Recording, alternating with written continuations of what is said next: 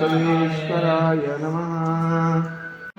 रक्षसूयज्ञविनाशकलिङ्गं तत्प्रणमामि सदा शिवलिङ्गम् कुङ्कुमचन्दनलेपितलिङ्गं पङ्कजहार सुशोभितलिङ्गं सञ्चितपापविनाशकलिङ्गं तत्प्रणमामि सदा शिवलिङ्गम् देवगणार्चितसेवितलिङ्गं भावैर्भक्तिभिरेव च लिङ्गम् दिनकरकोटिप्रभाकरलिङ्गं तत्प्रणमामि सदा शिवलिङ्गम् अष्टदलोपरिवेष्टितलिङ्गं सर्वसमुद्भवकारणलिङ्गम् अष्टदरिद्रविनाशकलिङ्गं